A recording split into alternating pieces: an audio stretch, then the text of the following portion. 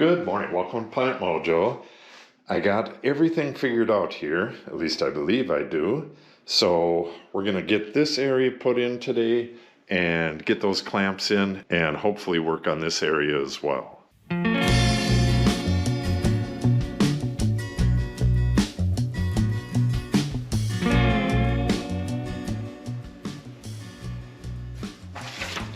Here is the sink schematic. That's hard to say. Sink schematic. And I went over this with a fine-tooth comb last night, and a couple of the things were off just a little bit. I actually have an extra brace. This brace right here is for the actual sink bracket, but I also had a brace in there to catch the bottom of this big apron. It's got this big top backsplash, and I wanted to put a brace back there because the bracket's way at the top, so that's going to want to torque back right in that spot. So I figured it's going to need a bit more than drywall right in that area. So that's what that was. I had it marked out for a 2x6 in that area, but unfortunately I cut up the 2x6 that goes there, so I'm going to use a 2x4, and then I'm going to have to cut that 1/4 inch backer for there like I did for the other ones. Where is that? Some more of this stuff. So I got that to do today. I got to go do that on the table saw. So this whole drain area, I'm going to put one of these right, this is the center line of the drain. I'm not 100% sure where this is going to go. This is going to go either under the pipe itself or under a flange from the pipe. So however the pipe comes out, that's going to tell me the height of this. And I really don't know that until I get a couple fixtures in here. I got to go from here, I got to go back, and then hopefully I can use a long sweep. And if the flange from that long sweep ends up landing right on this, then this cross piece is going to have to be a bit lower. You'll see all that stuff when I get to it. So now I need to go out to the shed and go through all of my plumbing parts. I have a list here. Some of this stuff I need to run to the store for, and I need some electrical stuff. So Natalie and I will probably run to the store tonight. This is about how these boxes are going to go. These are going to be inside the bottom of the cabinet, and that one's okay, but for here I need a deeper one. This is going to be 3-wire coming over to here, and one of the wires, one of the circuits is going to be for the outlet in front of the cabinet, and then one's going to go through the wall and will be for the return air fan. Then they make a double box that this will go into, and then it has an electrical box in it as well. And that's what I'm going to put in here. I'm going to put it up higher, somewhere right around here. And the electrical part of that's going to power the heat tape for this water line. The camera crashed again. But anyways, the electric, the 2 outlets there, one's going to be for the router for the communications, and one's going to be for the heat tape for this water line here. So that's going to work perfect, but I need one of those boxes, so got to run to the store for that as well. So I can work all the way up until it's time to head to town, which is actually going to be a bit later than I normally work, which is a good thing. So let's get to work and get those clamps off.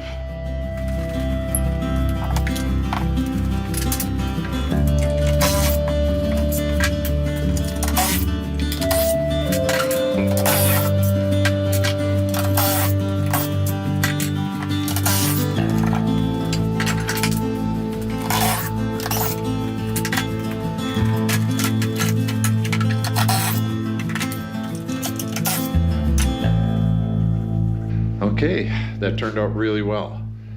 Now I'm going to take my foam and foam that little gap up at the top, but the rest of this recessed area here I'm just going to fill with loose fiberglass. And then, like I said a couple times before, it will have more melamine here. It'll go nice and tight up against the back there, and it'll be flush with the front edge here.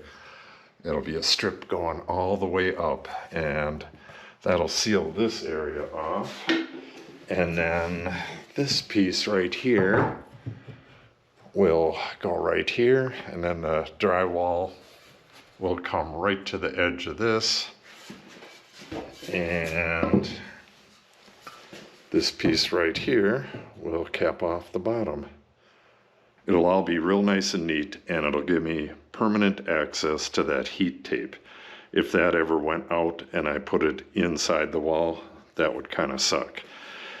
Okay, well, I guess I can get the couple pieces on here and get that foam in there, and then I can move back over to here.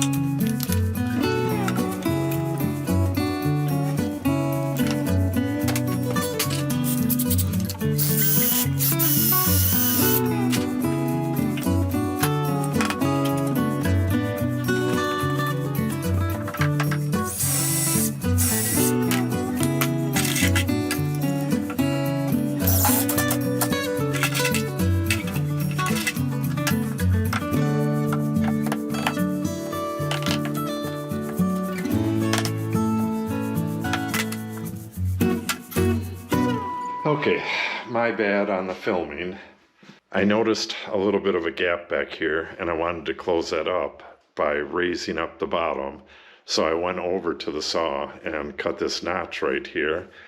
And I think I filmed this. Yeah, I filmed this, the pocket screw.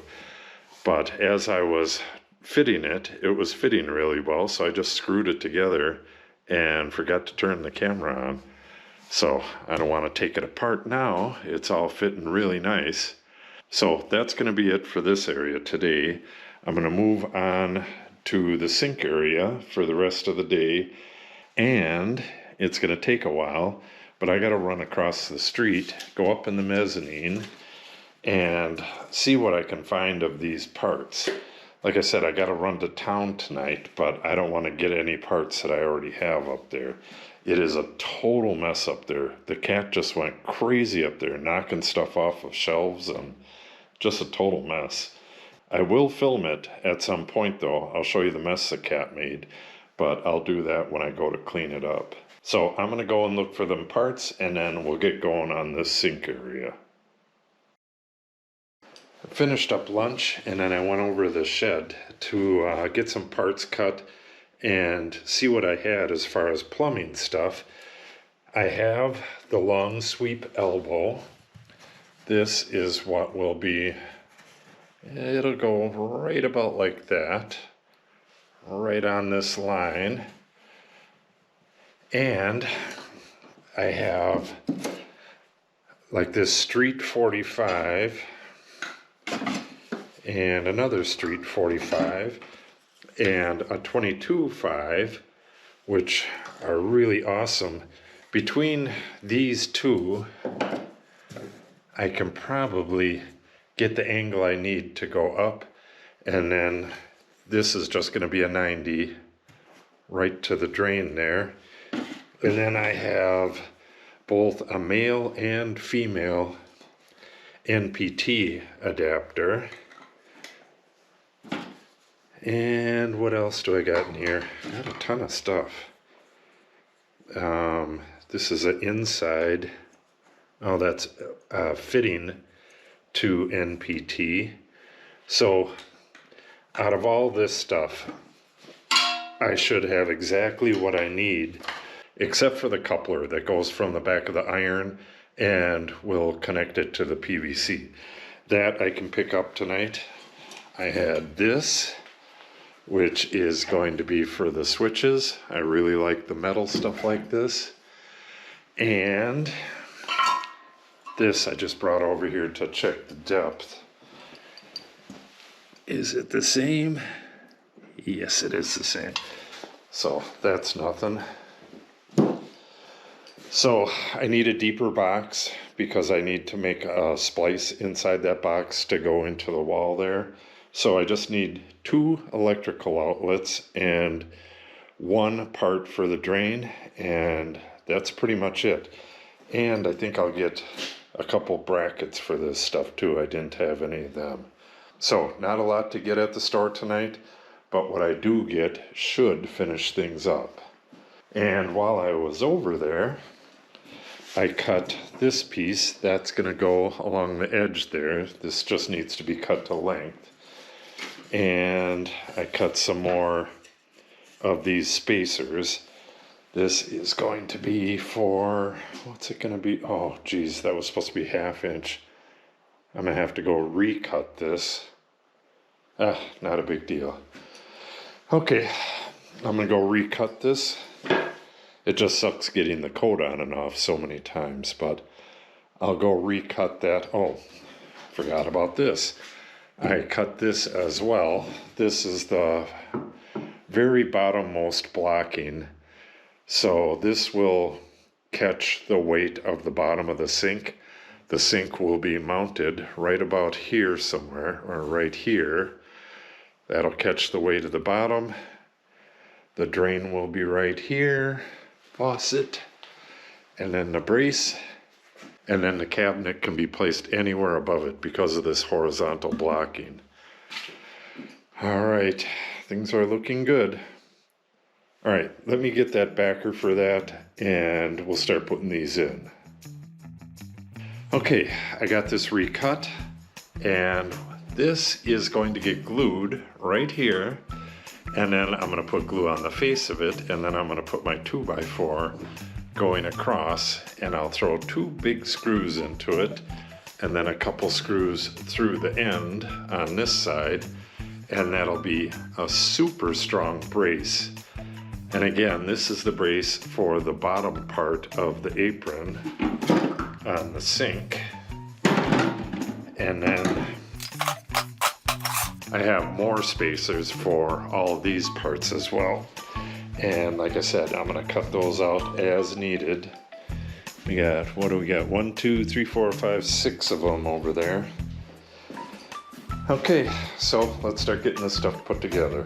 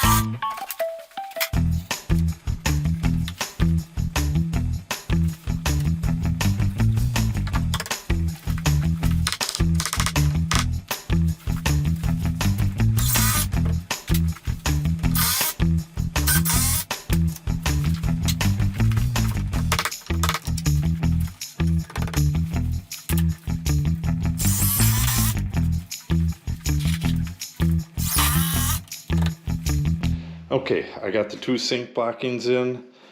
Because of the different thicknesses of this construction lumber, some of this stuff was sitting outside for a while and some was stored inside, so got a little bit of irregularities at the edge here. All right, the camera crashed, and then I was going to tell you about the camera crashing, and the camera crashed again.